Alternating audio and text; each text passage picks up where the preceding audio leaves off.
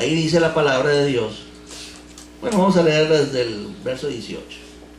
Andando Jesús junto al mar de Galilea, vio a dos hermanos, Simón llamado Pedro y Andrés su hermano, que echaban la red en el mar, porque eran pescadores.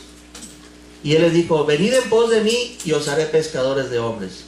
Dice que ellos al instante, dejando las redes, le siguieron. Pasando de allí, vio a otros dos hermanos, Jacobo, hijo de Zebedeo, y Juan su hermano, en la barca con Zebedeo su padre, que remendaban sus redes, y los llamó. Y ellos, dejando al instante la barca y a su padre, le siguieron. Entonces ellos, Jacobo era amigo, compañero, era compadre de Pedro y de Simón, los primeros discípulos que llamó Jesús. Y el tercero y el cuarto fue Jacobo y fue Juan el que escribió el Evangelio de San Juan. Ellos dos eran hijos de un señor que se llamaba Zebedeo, eran hijos de Zebedeo. Juan y Jacobo, el chiquito, que era Juan, se supone que era más chiquito, y Jacobo, que era el hermano mayor, eran como cuates, eran hermanos pero eran amigos, siempre andaban juntos, igual que Simón y Andrés. Y en el caminar con Jesús,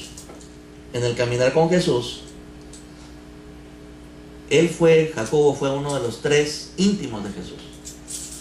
Jacobo, igual que Pedro, igual que Juan, fueron los únicos tres que Jesús les dio chance de estar adentro de la casa de Jairo cuando iban a orar por la niña que estaba muerta, y que dijo: Jesús está dormido, y se abordaron de él, y dijo: nomás que se metan ellos tres conmigo. Pedro, Jacobo y Juan estuvieron juntos, nada más ellos tres, en el monte de la transfiguración, cuando vieron transfigurarse a Jesús como todo un ser luminoso, maravilloso, y vieron hablando a Jesús con Moisés.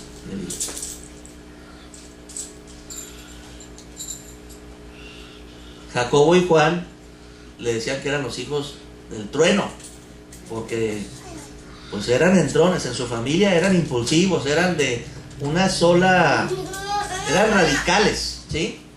Eran negro o blanco, eran celosos, tenían celo, les gustaba, si hacían las cosas, yo sé que algunas hermanas de aquí son perfeccionistas, si hacían las cosas las tienen que hacer bien, si no, no las hacían, ¿sí? Y así eran ellos. Jacobo y Juan son los que una vez estaba Jesús y le dijeron a Jesús: vimos a uno que estaba predicando en tu nombre y se lo prohibimos. Jacobo y Juan también, una vez que estaba ya listo Jesús para ir a Jerusalén y ningún pueblo de Samaria le recibió, dijeron Jacobo y Juan, los hermanos, los cuates: si quieres, nosotros como Elías oramos para que baje y descienda fuego del cielo y acabe con toda esa Samaria, con esos pueblos que... Y Jesús los regañó, dijo: ustedes no saben de qué espíritu son. El Hijo del Hombre no ha venido a perder ni a destruir, sino ha venido a salvar. Así eran Jacobo y Juan. Eran pilares de la iglesia. Dentro de los mismos discípulos, dentro de los mismos apóstoles, eran de los tres más íntimos de Jesús. En el momento de que iba a ser crucificado Jesús, ¿sí?, a los tres que llamó Jesús para que digo: oren, velad conmigo porque estoy afligido, en Getsemaní, fueron Pedro, Jacobo y Juan, que son los que se quedaron los tres dormidotes. Y lo interesante también es que ellos, como eran íntimos de los íntimos de Jesús, Jacobo y Juan, platicando con su mamá, le dijeron: mamá, pues sentimos que ahora que sea Jesús, que se instable el reino de los cielos, se me hace que Pedro y Juan y yo, Jacobo con su mamá, pues vamos a estar ahí a un lado de Jesús. Pero dile a Jesús que sea Juan de un lado y yo de otro. O sea, Pedro no. Pedro, pues somos tres, pues nomás hay dos lugares. Y no nos atrevemos a decirle a Jesús que queremos ese privilegio. Así eran, para que vean cómo eran, ¿sí? No estoy hablando mal de mis hermanos, ¿verdad? Sino es lo que dice la palabra de Dios. Y la mamá va, ¿sí se acuerdan de ese texto? ¿Sí? Y le dice, Señor, concédeme algo, concédeme que mi hijo esté a tu lado derecho, cuando estés en el reino, y mi otro hijo a la izquierda. Y el pobre Pedro se quedó así. Y yo, no hay lugar para Pedro. Y Jesús le dijo, tendrías que pasar por el bautismo que yo voy a pasar. Podemos. Y yo, sí, van a pasar por mi bautismo. Pero en lugar de darle lugar a mi derecha o a la izquierda, no depende de mí, depende del Padre. Y se enojaron los demás. Y ahí fue cuando Jesús les dijo, aquí en la tierra, todos los que quieren ser líderes, jefes, quieren mandar sobre los demás. Pero en mi reino, si tú quieres ser grande, tienes que ser el que sirva a los demás. Demuéstralo sirviendo, humillándote a los demás. Pero ya no les hago el cuento largo. Les voy a platicar, ¿qué dijimos? ¿Hechos qué? Cosas de la vida real. Vamos a Hechos de los Apóstoles. Para aplicar esta sentencia y esta sentencia de Nahum. Capítulo 2, hermanos. Del 1 al 12. Y ahí que terminamos. Dice así la palabra de Dios. Hechos. Les voy a dar un contexto de lo que estaba pasando ahí. Cuando vamos a leer ahorita Hechos de los Apóstoles, estaba un rey que era, ¿sí?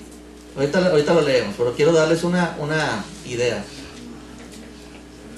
En hecho, cuando estaba hecho, habían pasado casi 8 años de que había muerto el primer mártir de la iglesia, Esteban, a los pies de un hombre que se llamaba Saulo de Tarso, Pablo. Todavía no estaba convertido Pablo. Y había habido una gran periodo de aflicción, de prueba. Habían perdido los cristianos que le habían entregado su vida a Cristo, habían perdido casas, hogares, trabajos, vidas injustas, con espada, encarcelados. Habían perdido la libertad muchos de ellos. Y uno renombrado era Esteban, que fue apedreado. ¿Qué pensarían ellos como cristianos? Jehová es bueno, es fortaleza para los días de la angustia. Jehová conoce a los que confían en Él. ¿Qué pensarías tú como cristiano si te hubiera tocado pasar por la primera persecución? Y que ves que por tu fe, por recibir a Jesús, por corresponderle a Dios el amor que tiene por ti, y tú le entregas tu vida a Jesús, te quedas sin casa. Te corren de la ciudad, te corren de la sinagoga. Agarran a tu hijo y lo encarcelan. Alguna de tus hijas o alguno de tus parientes los matan. ¿Qué hubieras hecho tú? ¿Qué hubieras pensado? Yo te hago esa pregunta. ¿Qué hubieras pensado? Jehová es bueno. Jehová me fortalece en el momento de la angustia. Por eso les digo que cuando pasamos por pruebas se ve verdaderamente la calidad de todo lo que has confesado a Dios con tu boca en tiempos de paz.